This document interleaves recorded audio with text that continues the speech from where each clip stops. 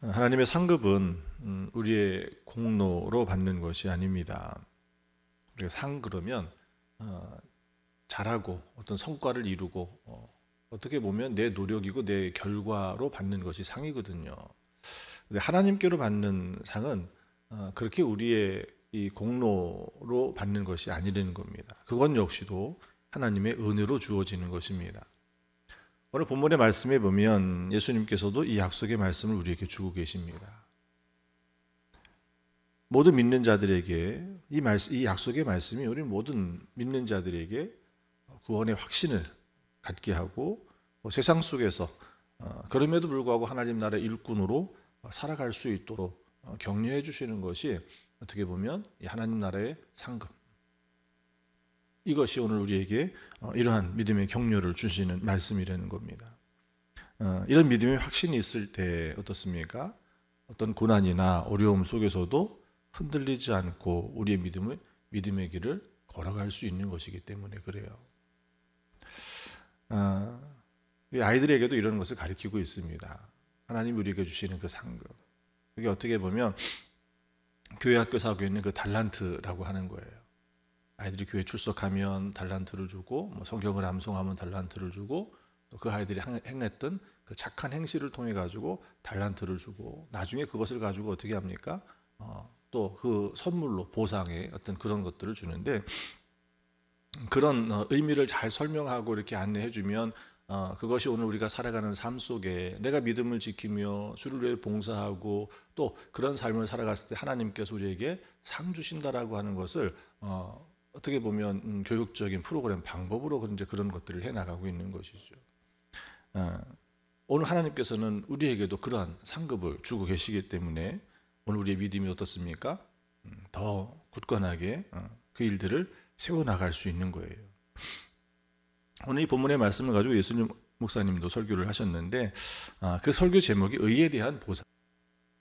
예수님 목사님도 그 의에 대한 보상의 설교에서 그렇게 다시 한번 강조합니다. 선행 자체가 구원을 만들어내는 공적이 아니라는 거죠. 바리새인들은 뭘 주장했습니까? 율법을 지켜야 구원을 받는다. 유대인 그리스도인들마저도 그 율법을 지켜야 구원을 받는다라고 했지만 선행 자체가 우리가 착한 일을 한다고 해서 그것이 우리가 구원받는 그것은 아니라는 거죠. 오직 구원은 무엇이에요? 하나님의 은혜이고 선물이라는 겁니다. 그렇다고 해서 우리가 행하는 그 선행이 가치 없는 것이냐라고 하면 그렇지 않다라는 거죠.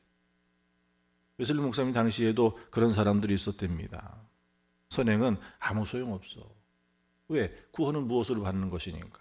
오직 믿음으로 받는 것이고 하나님이 주신 전적인 선물이니까. 그렇게 주장해서 이 선행을 향한 일을 폄하했던 사람들이 있더라는 거죠.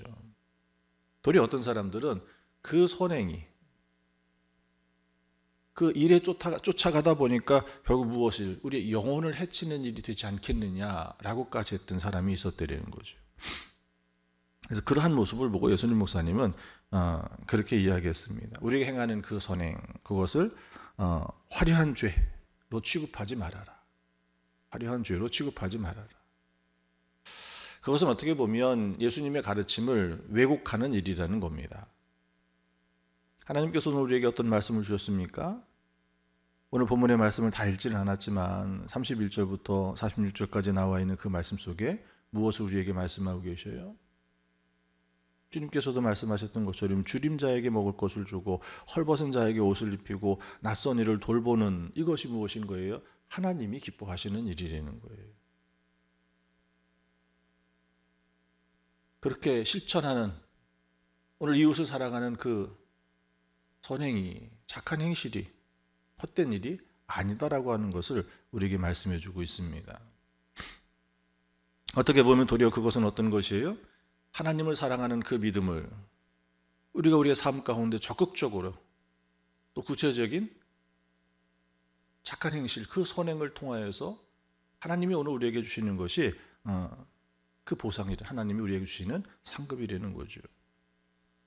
의로운 삶은 단순히 죄를 피하는 데 그치지 않고 고난받는 이웃들을 위하여 우리가 실제적인 도움을 베푸는 것이 그 속에 담겨져 있는 것입니다.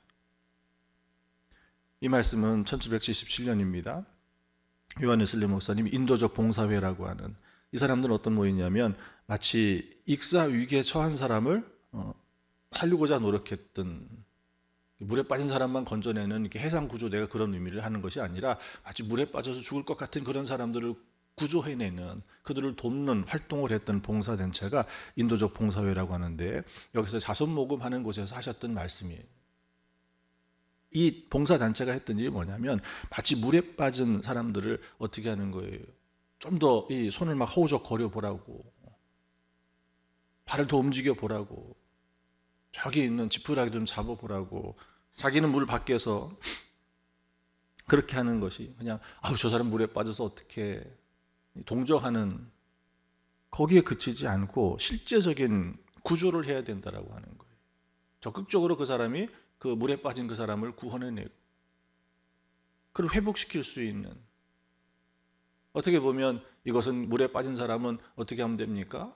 로프를 던져든지 아니면 수영을 잘하고 그 사람을 제어할 수 있는 힘이 있으면 물에 직접 들어가 가지고 그 사람을 끄집어내오면 되겠지만,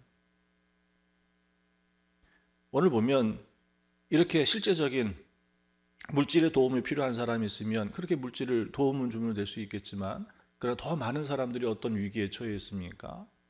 오늘 우리의 마음에, 눈에 보이지 않는 삶의 우울과 공허와 잘못된 생각들과 그런 이들을 도울 수 있는 것이 결국 무엇이겠느냐라는 거예요. 그것을 위해서 많이 연구하고 또 그 생명을 살려내는 일을 열심히 했던 봉사단체였습니다. 웨슬리 목사님 그곳에서 그 사람들을 향해서 그렇게 말합니다. 마치 죽은 자를 다시 살리는 것 같은 기적을 행하는 일이라고. 우리에게 선행이 얼마나 실제적인 삶의 변화를 이어주게 하는지를 잘 보여주는 활동이 바로 이들의 모임이었던 것이거든요. 한 사람이 물에 빠져 죽을 뻔했던 그 상황에서 건져내면 어떻습니까? 그 한 사람만이 아니라 그로 인해서 그의 가족들이 위로를 얻게 되고 다시 평안을 얻게 되어주고, 그와 같은 사람 하나하나가 결국 무엇인가요? 이 사회를 건강하게 만들 수 있는, 그러나 그것이 그들의 육신의 삶만을 회복시켜 나가는 것이 아니라 우리가 감당해야 될 또 하나의 일은 바로 그의 영적인 돌봄과 살핌이라고 하는 것입니다. 이런 일들이 우리가 행할 때 거기에 실제적인 유익이 일어나지고 그것은 결코 하찮은 것으로 여겨서는 안 될 것이라는 거예요. 예수님께서 오늘 주시는 이 의의 보상은 우리가 천국에 들어가는 것만으로 의미하지 않는다라는 거예요. 그것은 어떻게 보면 그 착한 행실을 통하여서 오늘 우리는 무엇을, 하나님과 더 깊은 교제를 행할 수 있게 되어주고 그 속에서 얻는 영적인 만족과 기쁨을 누리게 될 것이라는 거예요. 그것이 어디에서? 마지막 때 하나님 나라에서 얻는 그 보상뿐만이 아니라 오늘 살고 있는 이 땅에 우리의 삶 가운데서도 바로 그와 같은 것을 맛보게 될 것이라고 하는 거예요.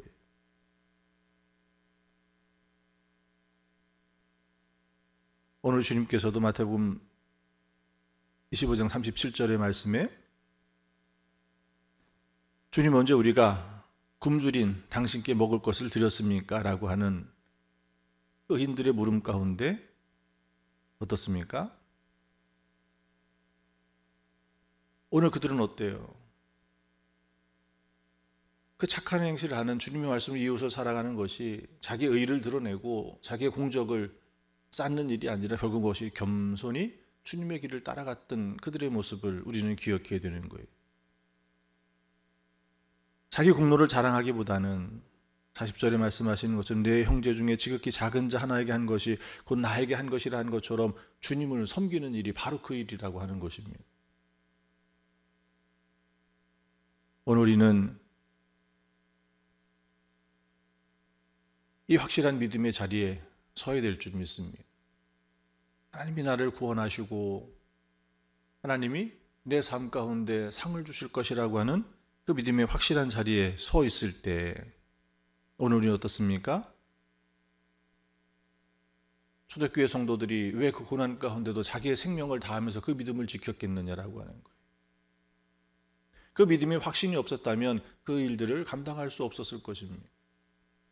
오늘 우리도 오늘 우리의 삶 가운데 주님의 말씀을 가지고 우리의 믿음을 지키며 이런 착한 행실을 하며 살아가지 못하는 이유가 결국 어디에 있겠습니까? 믿음의 확신이 없다면 이 일을 할 수가 없는 일이에요.